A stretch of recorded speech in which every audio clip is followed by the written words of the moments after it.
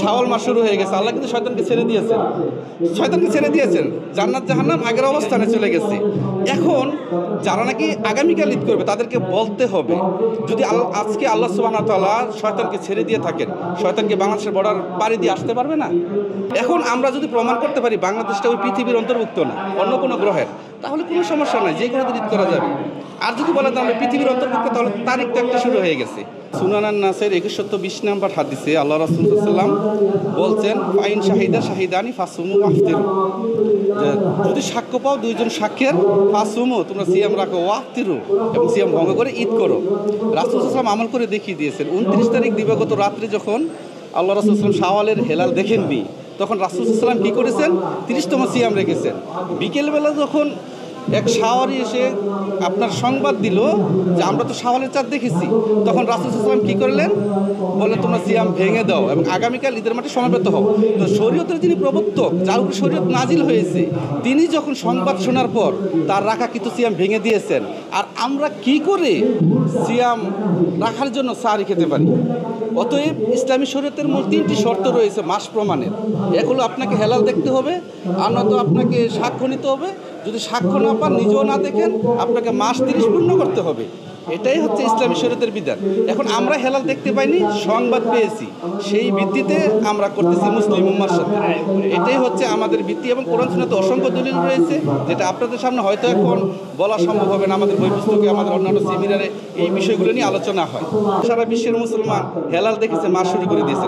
আপনাদের উদ্দেশ্যে আমি আরেকটা কথা বলি, আমাদের আলেমুলামাগণ একটি কথা বলেন যে রমজান মাস যখন শুরু হয়ে যায়, আল্লাহ সুবহানাহু ওয়া তাআলা জান্নাতের দরজাসমূহ খুলে দেন, জাহান্নামের দরজাসমূহ বন্ধ করে দেন এবং শয়তানকে শিকলাবদ্ধ করেন। এখন প্রশ্ন হলো, ধরুন এই যে আজকে শাওয়াল মাস শুরু হয়ে গেছে, আল্লাহ কিন্তু শয়তানকে ছেড়ে দিয়েছেন, জান্নাত জাহান্নাম আগের অবস্থানে চলে গেছে। এখন যারা নাকি আগামীকাল ঈদ করবে তাদেরকে বলতে হবে, যদি আজকে আল্লাহ সুবহানাহু ওয়া তাআলা শয়তানকে ছেড়ে দিয়ে থাকেন, শয়তানকে বাংলাদেশের বর্ডার পাড়ি দিয়ে আসতে পারবে না। আর যদি এসে যায়, তার মধ্যে রমজান মাস শুরু হয়ে গেছে, শেষ হয়ে গেছে, শাওয়াল শুরু হয়ে গেছে, তাই না? আর যদি বলেন যে না, আমাদের শয়তান এখনো ছাড়া হয়নি, আমাদের জান্নাতে এখনো বন্ধ করা হয়নি, বা জাহান্নামের দরজা আগের অবস্থানে যায়নি, বাংলাদেশের বাঙালি মুসলিম আপনাদের এই ইসলামিক ফাউন্ডেশন, তারা যেদিন আবার চাঁদ দেখবে সেদিন হবে, তাহলে ওই শয়তানের নাম কি, ওই জান্নাত জাহান্নামের নাম কি? যেটা বাংলাদেশের বাঙালি মুসলিমরা হেলাল দেখা মানে বাংলাদেশ চাঁদ দেখাই হবে। আপনাদের মাধ্যমে আরেকটি কথা বলি, আমাদের দেশের বড় সমস্যা যেটা হচ্ছে, একটি হাদিস বারবারই বলা হয় তোমরা চাঁদ দেখে রোজা রাখো, চাঁদ দেখে রোজা ছাড়ো। অথচ আল্লাহ রাসূল সাল্লাল্লাহু আলাইহি ওয়াসাল্লাম একটি হাদিসে, একটি জাল হাদিসে এমন কথা বলেননি, এটা বলা হচ্ছে হেলালের সাথে, হেলালের মাধ্যমে মাস শুরু করতে পারে। হেলাল হচ্ছে মাসের প্রথম চাঁদ, নবচাঁদ, যেটা মাসের প্রথম চাঁদ, এটার মাধ্যমে মাস শুরু করার কথা বলছেন আল্লাহ রাসূল সাল্লাল্লাহু আলাইহি ওয়াসাল্লাম। কিন্তু আমাদের দেশে যখন বলে তোমরা চাঁদ দেখে রোজা রাখো, চাঁদ দেখে রোজা ছাড়ো, তো প্রতিদিনই তো চাঁদ ওঠে, তাই না?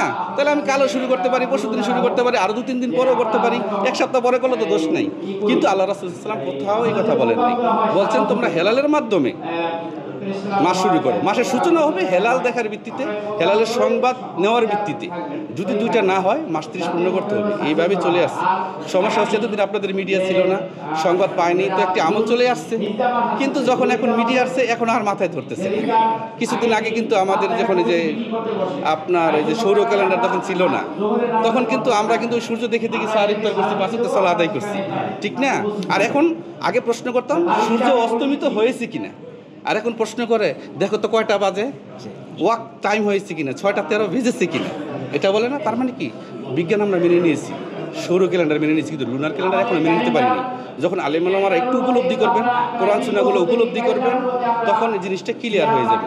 সূরা আত-তাওবার 36 নম্বর আয়াতে আল্লাহ সুবহানাহু ওয়া তাআলা বলছেন, ইন্না ইদ্দাতাশ শুহুরি ইনদাল্লাহি 12 শাহরা ফি কিতাবিল্লাহি ইয়াওমা খালাকাস সামাওয়াতি ওয়াল আরদ।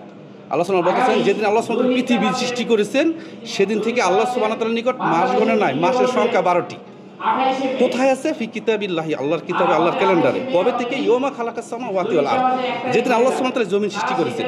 যদি সূরা আরাফের 54 নম্বর আয়াতের তাফসীর পড়ি, ব্যাখ্যা পড়ি, তখন ওইখানে দেখবেন বলা হচ্ছে যে পৃথিবীর জমিটা শনিবার সৃষ্টি করছে। তার মানে শনিবার থেকে আল্লাহ সুবহানাহু তাআলা তারিখ গণনা করতেছেন। তাহলে এই পৃথিবী তারিখ একটি আল্লাহ সুবহানাহু তাআলার নিকট। এখন আমরা যদি প্রমাণ করতে পারি বাংলাদেশটা ওই পৃথিবীর অন্তর্ভুক্ত না, অন্য কোনো গ্রহের, তাহলে কোনো সমস্যা নাই, যে কোনো দিন ঈদ করা যাবে। আর যদি বলে তাহলে পৃথিবীর অন্তর্ভুক্ত, তাহলে তারিখ তো একটা শুরু হয়ে গেছে।